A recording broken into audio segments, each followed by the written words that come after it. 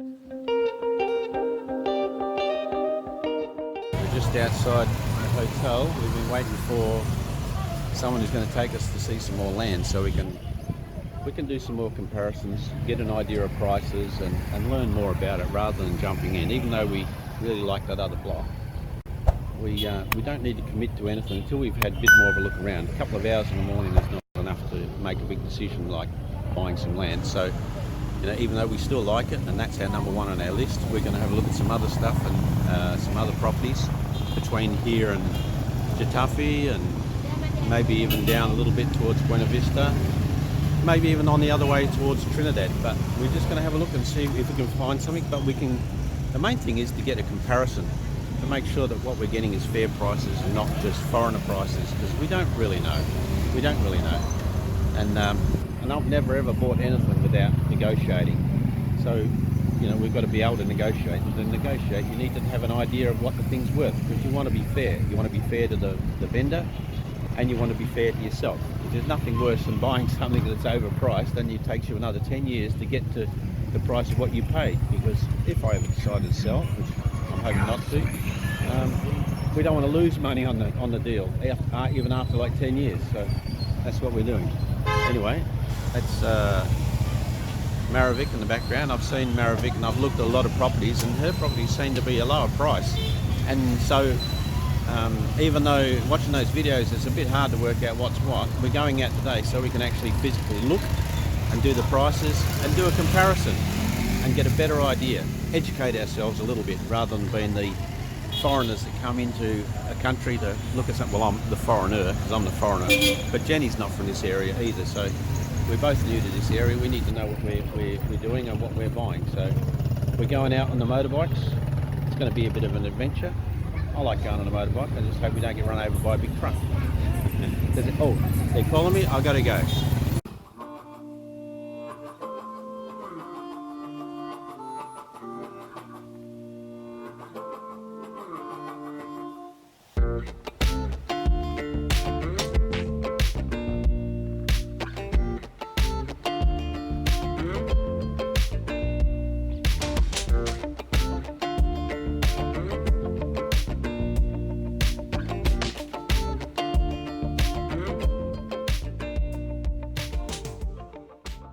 This is not very far from Trinidad.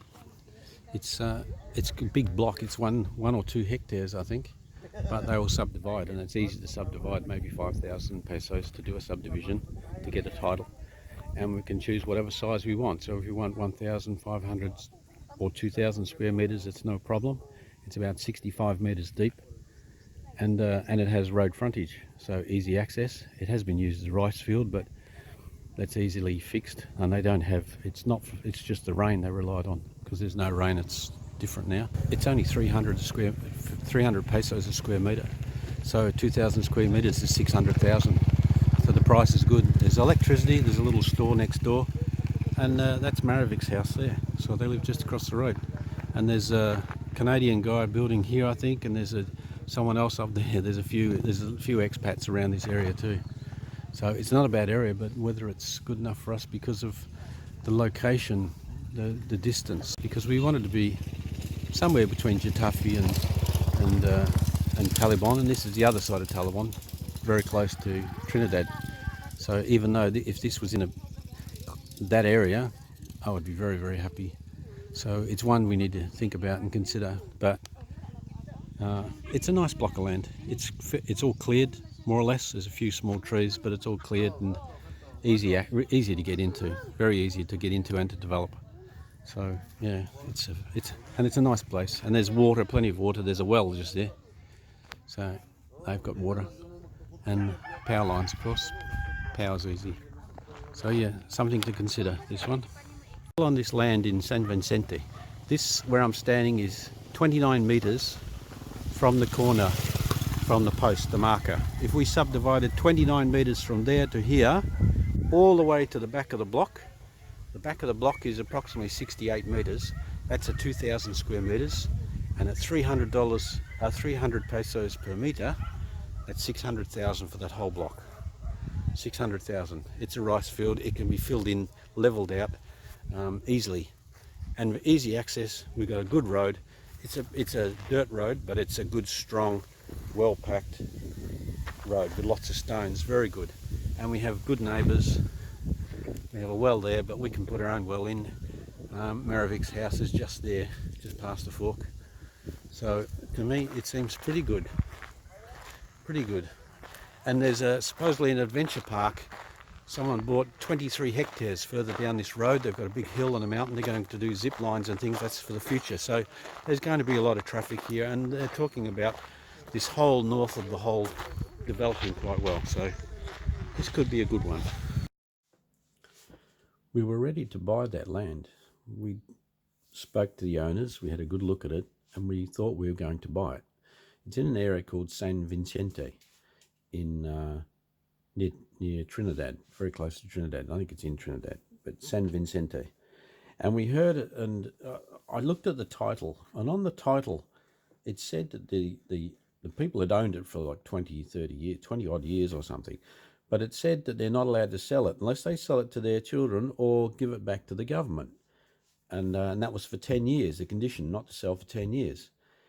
Later, we found out that all that land belonged to a massive ranch that was owned by one person who died, and the government got that land, and it was absolutely massive. I don't know how big it was, but it was very, very big, and it's in that whole San Vicente area.